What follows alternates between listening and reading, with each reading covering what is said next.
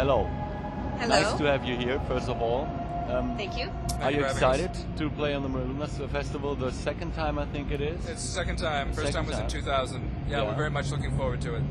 There have been a lot of things happening in your career, I think, and the new album, The Burning Season, is the tour for it. You're going to present it here in Germany, the first time live. Is it true?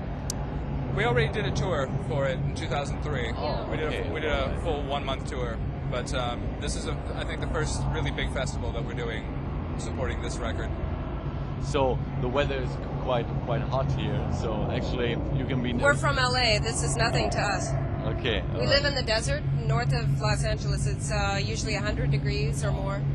Okay, so you're prepared. Yeah, we're ready for it. Yes. Okay, cool. Yeah, the first question is, what does Gothic mean to you in times of this new culture rising? You know, we all know that the Harry Potter culture, the new fans coming from the movies, which is kind of fantasy based, they all go to medieval, middle-age inspired music.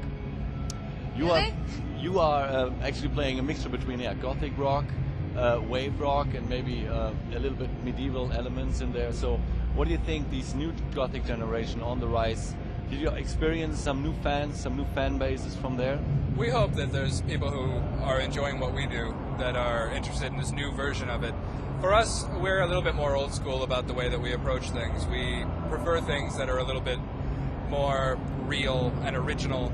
And a lot of the things that I see coming out now are unfortunately, it's kind of watered down. It's a generation of bands listening to the previous generation of bands, and so it's their interpretation of it, but it's different from what we do. Yeah, we do what we do. I mean, we both lean towards the dark side. It was just natural for both of us. You know, I lost my mother when I was 5, so I was always kind of a dark person. When I was a child, I was teased, and you know, I was treated very differently than other kids, and it just was natural for me to be the way I am. So, you know, things come, things go. The cycle always repeats itself. So, Gothic, it's called Gothic today. It's called Death Rock tomorrow or yesterday. You know, we just do what we do. All right. Second question is the American Gothic scene is something very interesting for us Europeans to watch, since there are like different bands on the rise there, and they come over to Europe, to Germany. They are extremely successful. Like for example, the Screw Shadows. What do you think about these bands? Do you have a kind of like a communication there in America with other Gothic bands, like big festivals? What is happening there? There really are no big festivals like this in America.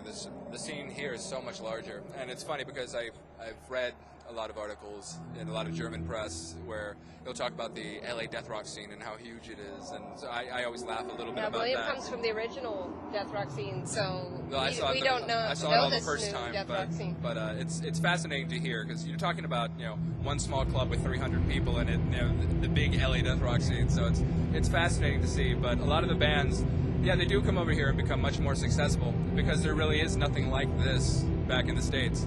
Yeah, unfortunately, the U.S. is very conservative, actually, and so there's no way that a small town in the U.S. would allow thousands of people with black clothing to just show up and come see bands. I mean, the police would shut it down. It's just not the same in the U.S. It really isn't. I mean, Also, and then they have like MTV will sponsor something like the second Woodstock, and it's nothing but a mess. You know, it's not that's the all, same. you know, mainstream industry bands anyway. Yeah. But for us, it's, again, in the U.S., the only way really to do this is to tour and go from city to city, because there's no really huge festivals. The largest festival they have in the Gothic scene there is Convergence. It happens once a year, and it's about 1,000 people. Too. And so it's not very big. Yeah. But and then also, I think it's a little different. The live scene, totally there. It's much more dance oriented. So bands are kind of getting in the way of people dancing. They prefer to dance. So the bands are just an interruption, really. So it's, again, you have your audience, but it's very different from here. You mentioned the death rock thing. Actually, here we have a lot of fans that are like looking at you as one of their big idols from Christian death back then and from the time. Does it actually is bothering you when people are, you know, trying to get you to play old stuff or anything, like old songs from you back then? No, I understand it, because they missed it the first time, so they want to experience it. I understand that completely. So we try to give them what they want. But But what Faith in the Muse does now, it's very. I laugh when people talk about us being a death rock band. I don't understand 10 years it. ago, Yeah. they did not use this word. This was 20 years, this term. So suddenly to start using this term, oh, you're death rock. Well, wait, we were Gothic 10 years ago. But So we're doing what we always do. They just call it something different. So Yeah. it's funny to us. But no, I don't mind it. It's I'm proud of the past and all the work that we did before. So it's all good memories to me. But yeah, I don't see how it connects so much with Faith in the Muse, though. It's different. So I also spoke with some guys, which know that I do the interview now with you, and they asked me if you could say something to your guitar style, because this is what most of young German guitar players who are playing in goth rock, wave rock band, and they ask themselves like, if you want to say something, because they respect you as their guitar guru, what is it nowadays? Where is it going? This whole guitar style you kind of invented in the first place. Do you think it's going more commercial in a way?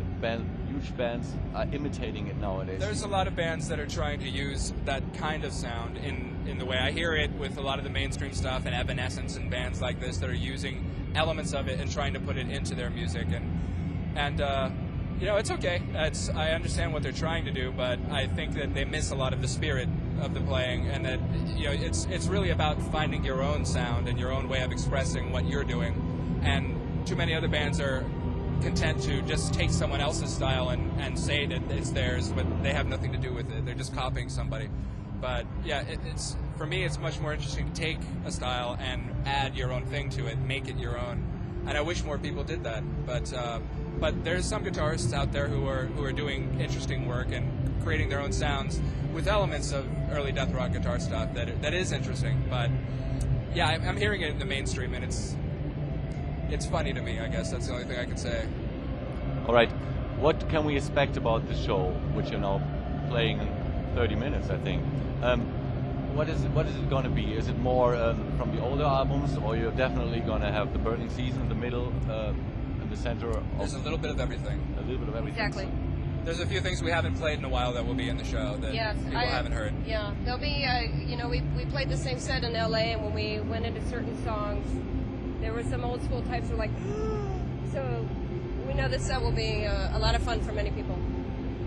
One question for the future. What can we expect the next album release? When will it be? What can it be? We're working on the DVD right now, which we're trying to finish at the moment. But after that, we will be working on the next record, which will be a double CD, and is one CD of my music, one CD of Monica's music.